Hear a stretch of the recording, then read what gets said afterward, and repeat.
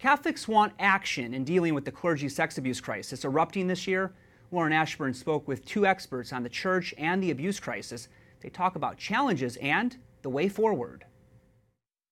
Joining me now from Princeton, New Jersey is Robert George, McCormick Professor of Jurisprudence at Princeton University, and here in the studio, Father Paul Sullins, a Senior Research Associate at the Ruth Institute, a global nonprofit that studies and helps find solutions to the impact of the sexual revolution. Welcome to the program. Glad to be with you this morning. Robbie, welcome to the program. We'll begin with you today. Allegations of sexual abuse against Archbishop Theodore McCarrick received widespread attention in June of this year, and then in August we got the grand jury report from Pennsylvania detailing credible allegations of abuse over 7 decades by 300 priests, thousands of victims. Looking back, Robbie, over these past 6 months, what has the immediate impact of this crisis been on the Catholic Church?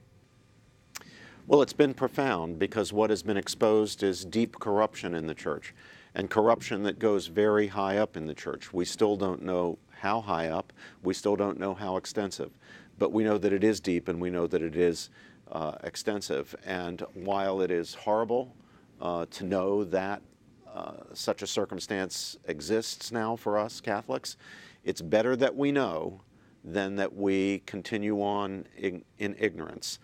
If we're going to deal with the problem, we've got a very serious problem on our hands here. If we're going to deal with the problem, first we have to know that we've got a problem, and we have to recognize that we have a problem, and we have to take the measure of the problem, and that's the challenge for us now.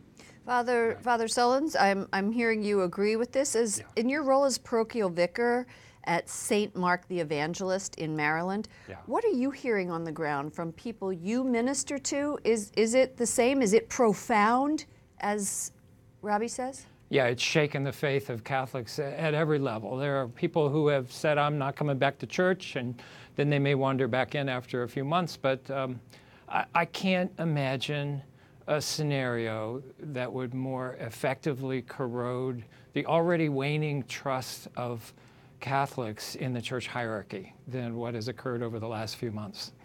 Robbie, in our poll, which I have talked to you about, our News Nightly exclusive poll of Catholic voters, it was taken in September. 56% of respondents said that the U.S. Catholic bishops did a fair or poor job handling allegations of clergy sex abuse. Do you think that sentiment will have a lasting impact on bishops? It depends on what happens now. It depends on what they do now.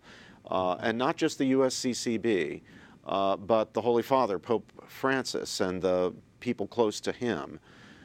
Either we will or we will not have a full and independent investigation into the corruption in the church, into the sex abuse, into the unchastity of clergy and even bishops, into the cover-ups, into the networks. If we do not, the long-term corrosive consequences, and Father Sullins has used exactly the right word, corrode, the corrosive consequences will be almost unimaginably horrible. But if those in authority do the right thing and they order a full and independent investigation so that we can get to the facts, for example, and critically, what did Theodore McCarrick do? And who knew what he was doing, and when did they know it? Okay. If we get that kind of independent investigation so that we can get the knowledge, then the damage will have been limited. All right, we are going to be right back after this commercial break. We have Robert George of Princeton University, Father Sullins. We're going to talk about your work, Father, with the Ruth Institute. We'll be right back.